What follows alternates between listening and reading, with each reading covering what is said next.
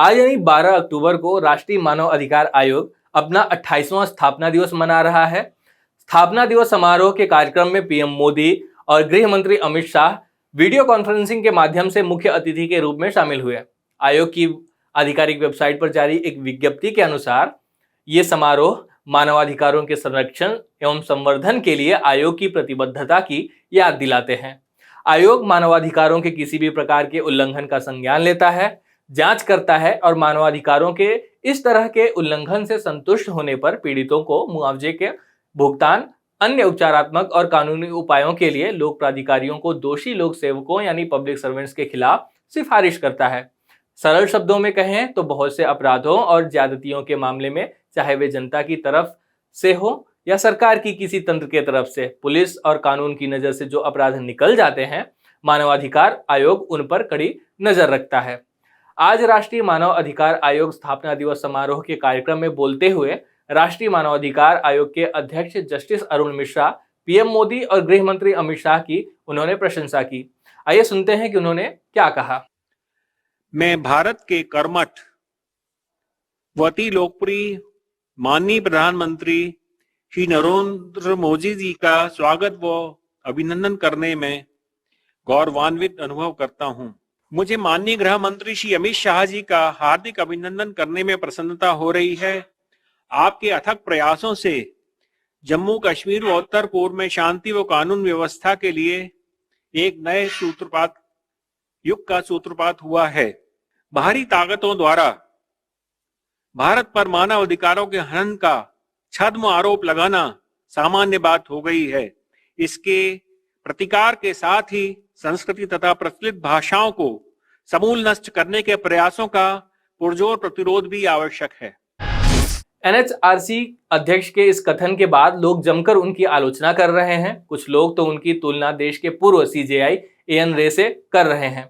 आपको बता दें कि जस्टिस एएन रे वही हैं जिन्हें इमरजेंसी के दौरान इंदिरा गांधी ने सुप्रीम कोर्ट के 3 वरिष्ठ जजों को सुपरसीड करके सीजेआई बना दिया था।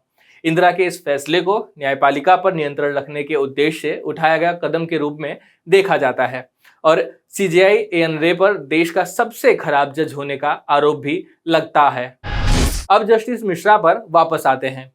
अरुण मिश्रा द्वारा अमित शाह की तारीफ किए जाने पर कुछ लोग ट्वीट कर उनकी आलोचना कर रहे हैं। कुछ ने कहा है कि अभी तो कुछ दिन पहले ही 5 बेकसूर कश्मीरी नागरिकों ने अपनी जान गंवाई है।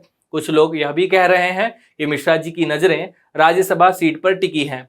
राष्ट्रीय मानवाधिकार आयोग के अध्यक्ष पीएम मोदी और अमित शाह की तारीफ कर लोगों की आलोचनाओं को आमंत्रित कर रहे हैं। आप सोच रहे होंगे कि ऐसा क्या कर दिया, तारीफ ही तो की है, कोई चोरी तो नहीं की, फिर आलोचना क्यों? तो सबसे पहले जानते हैं कि मानवाधिकार क्या है। मानवाधिकार का मतलब उन सभी अधिकारों से है जो व्यक्ति के जीवन, स्वतंत्रता, समानता एवं प्रतिष्ठा से जुड़े हुए हैं। यह अधिकार भारतीय संविधान के भाग 3 में मूलभूत अधिकारों के नाम से साफ साफ लिखे गए हैं। इसके अलावा वो अधिकार जो अंतर्राष्ट्रीय समझौते के बाद संयुक्त राष्ट्र द्वारा स्वीकार किए गए हैं, उन्हें मानवाधिकार माना जाता है।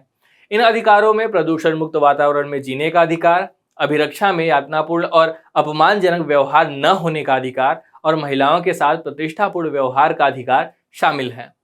जैसा कि मैंने आपको पहले बताया है, सरकार के किसी तंत्र से आम लोगों को अपने अधिकारों से वंचित होना पड़ता है, तो वहां आयोग का काम होता है कि उन अधिकारों को लेकर आवाज उठाना। हमने देखा होगा कि देश के कई हिस्सों में इंटरनेट बंद कर दिया जाता है, पत्रकारों को जेल में डाल दिया जाता है, विपक्ष के नेताओं की नजरबंदी की जाती है, फेक एनकाउंटर की भी खबरें आती रहती हैं। इन सब के बीच राष्ट्रीय मानवाधिकार आयोग के अध्यक्ष जस्टिस अरुण मिश्रा के तारीफ वाले शब्द आयोग की स्वतंत्रता को लेकर सवाल खड़े करते हैं। जस्टिस मिश्रा का नाम पहले भी कई विवादों से जुड़ चुका है। आइए जानते हैं कि जस्टिस मिश्रा से जुड़े कुछ विवादों के बारे में। अरुण मिश्रा जब सुप्रीम कोर्ट में जज थे तब उन्होंने पीएम मोदी की तारीफ कर दी थी, जिसके बाद लोगों ने कहना शुरू कर दिया था कि रिटायरमेंट के बाद जस्टिस मिश्रा को कोई ओहदा मिल ही जाएगा।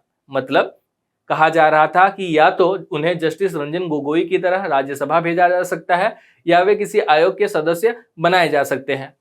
आगे जाकर ऐसा ही हुआ और वे एनएचआरसी के सदस्य बनाए गए।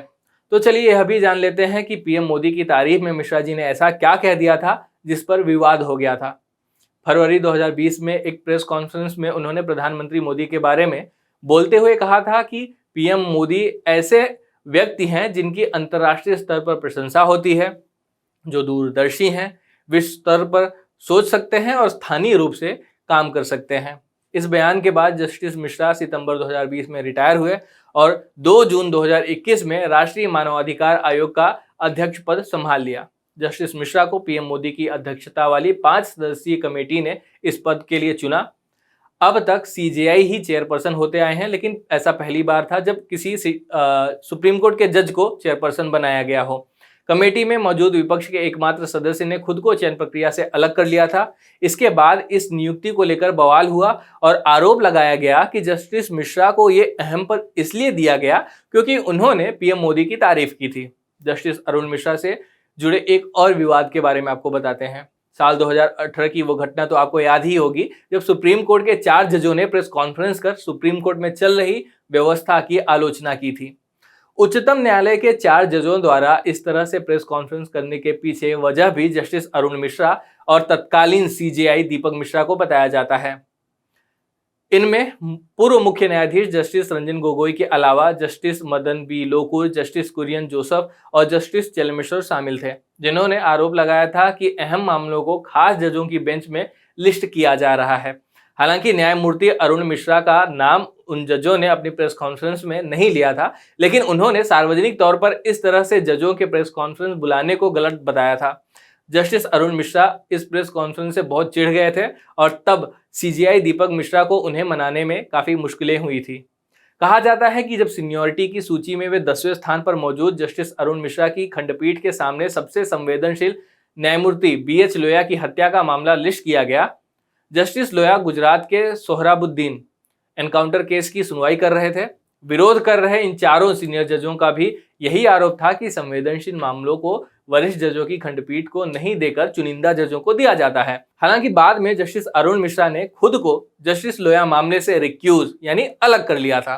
भारत में विपक्ष लगातार मोदी सरकार पर देश के प्रतिष्ठित संस्थानों की स्वतंत्रता पर अतिक्रमण करने का आरोप लगाता रहा है। स्वतंत्र संस्थानों के प्रमुखों द्वारा प्रधानमंत्री और अन्य मंत्रियों की तारीफ देश में लोकतंत्र के कमजोर पहलू को दर्शाता है। अगर स्वतंत्र संस्थाएं भी सरकार के अधीन होकर काम करेंगी तो देश में लोकतंत्र की नींव कमजोर होती जाएगी। इस मामले को लेकर आपका क्या राय है, हमें कमेंट बॉक्स में लिखकर जरूर बताएं। धन्यवाद।